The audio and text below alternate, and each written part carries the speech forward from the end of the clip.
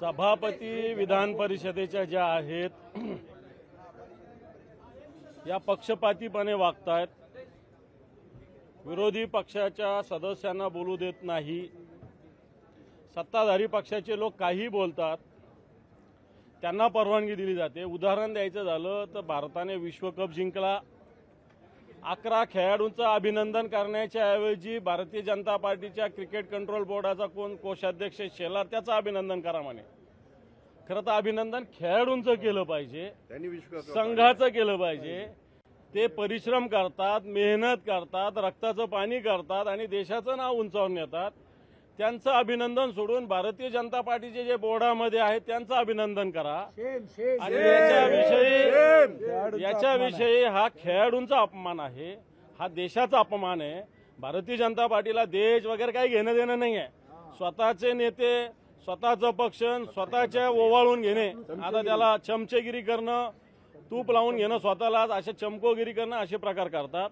अशा विषयावर भारतीय जनता पार्टीच्या सदस्यांना बोलू दिलं जातं आणि विरोधी पक्षाच्या सदस्यांना बोलू देत नाही, हा पक्षपातीपणा आहे। सभागृहाच्या कामकाज आता 3रा-4था दिवस आहे, आधी पण पक्षपातीपणा करत होता, आम्ही सहन केलं, पण तो आज या पक्षपातीपणाचा कळस झालेला आहे।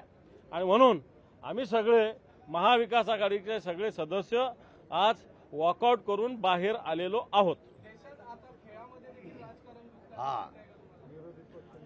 खेळामध्ये राजकारण ते घुसवतात। आम्ही तर स्पष्टपणे सांगतो की आत्ताही बोललो की जे मैदानावर परिश्रम करणारे, घाम गळणारे खेळाडू आहेत त्यांच्यामुळं देशाचं नाव आणि विश्वचषक आपल्याकडे आलेला आहे।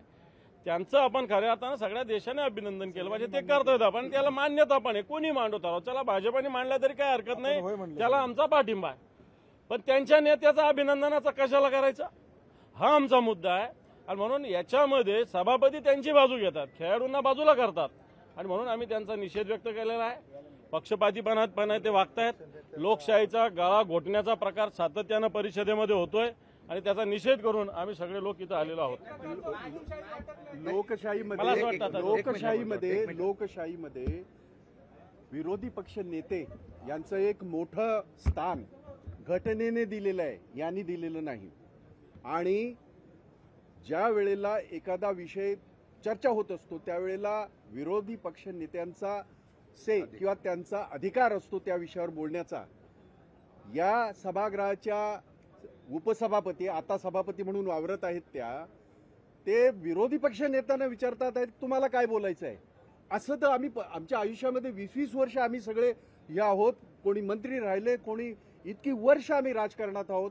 या राज्यामध्ये, ह्या शाहू फुले आंबेडकरांच्या राज्यामध्ये कधीही घडलं नाही।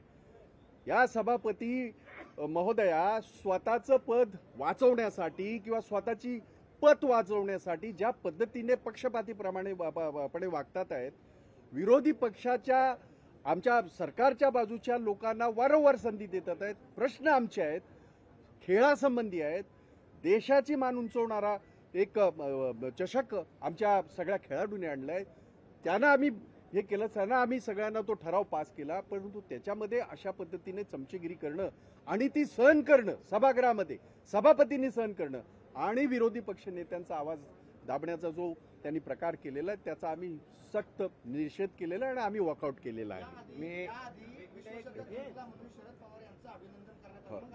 हो, बरोबर आहे। तर मला माहिती होतं म्हणून मी ती माहिती दिली नाही। आपल्या सगळ्यांना माहिती असेल की सन्माननीय शरदचंद्रजी पवार हे ICICचे होते, अध्यक्ष होते, जगभरातल्या क्रिकेट संघटनेचे अध्यक्ष होते, BCCIचे नाही। आणि ज्या कोणाचं ते भलामण करत आहेत, चमचेगिरी करत आहेत, ते अध्यक्ष नाहीत, ग्राउंड साफ करायला पण नाहीये, ते अध्यक्ष नाहीत। आणि असं जर असेल तर मग अगदी खालच्या ग्राउंडमन पासून सगळ्यांचाच तुम्ही ठराव घ्या ना। त्यामुळे किती चमचेगिरी करायची, किती लाळघोटेपणा करायचा आणि एवढा मोठा सन्मान जगभरामध्ये आमच्या खेळाडूने आणि इंडियन टीमने जे काय हे केलेलं आहे त्याला त्याचं श्रेय लाटण्याचा करायचा आणि हे सगळं करायचं, या गोष्टीला आमचा विरोध होता। आम्ही तो ठराव पारित केला, अभिनंदनाचा ठराव पारित केला, परंतु अशा पद्धतीने लाळघोटीपणा करणाऱ्यांचा आम्ही अजिबात हे करणार नाही। आणि सभापतीने हे सगळं जाणीवपूर्वक केलं हा आमचा नुसता आरोप नाही, आपण फुटेज आहे, चेक करून बघा, तुम्हाला समजेल. जे बोलत होते ते कुठल्या संघटनेचे आहेत माहीत नाही, परंतु आमच्यापैकी अनेक जण संघटना, मी 20 वर्ष झालं मुंबईच्या कबड्डी संघाचा मी अध्यक्ष आहे, मी महाराष्ट्राचा अध्यक्ष आहे, ऑलिम्पिक ह्याचा आम्ही सदस्य आहोत. आम्ही सगळे वेगळ्या वेगळ्या, कुस्ती असेल, अनेक खेळ असतील, परंतु अशा पद्धतीने लाळघोटे करणार आणि लाळघोटेपणा करणे आणि एवढं मोठं यश जगभरातलं, त्याचं हे लाटण्याचा जो काही प्रयत्न करत होता, त्याचा आम्ही विरोध केलेला आहे. एक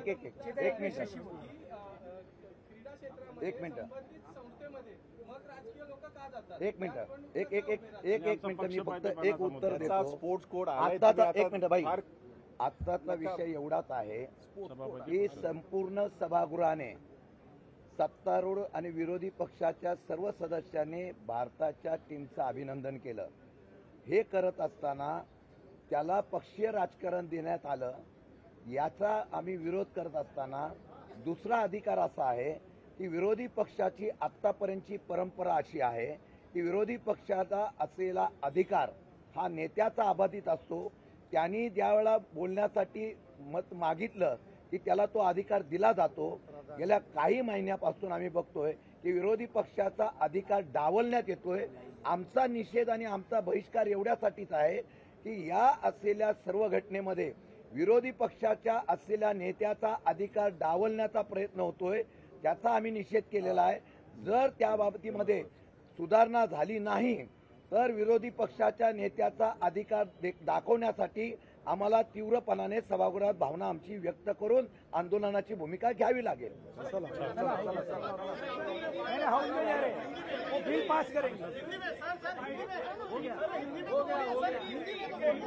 हिंदी बोला. सर, आप लोगों ने अभी जो सभा हुई उसे वॉकआउट किया है, आप लोग जो है नारेबाजी भी कर रहे थे, क्या विवाद उठा जिसकी वजह से आप लोगों ने वॉकआउट किया? सदन में जो इंडियन टीम ने परसों वर्ल्ड कप जीता है क्रिकेट का, उसका अभिनंदन हम कर रहे थे. भारतीय जनता पार्टी के एक सदस्य ने अभिनंदन रखा था, उसका हमने सपोर्ट किया सभी पार्टियों ने, और वो अपने देश का अभिमान की बात है. लेकिन उसमें कोई भारतीय जनता पार्टी के नेताओं का अभिवादन का ठराव आ रहा था, प्रस्ताव आ रहा था, उसको हमने विरोध किया. और भारतीय जनता पार्टी के लोगों को सभापति बात कहने के लिए चांस देती है, लेकिन हमारे जो अपोजिशन के हैं महाविकास आघाड़ी, उनको उसमें हमको बात रखने का चांस नहीं, मौका नहीं दिया जाता. ये पक्षपाती बना करती है सभापति, उसका निषेध हमने किया है और हम बाहर हैं. लोकशाही मराठी ऐका, पहा, जागरूक रहा.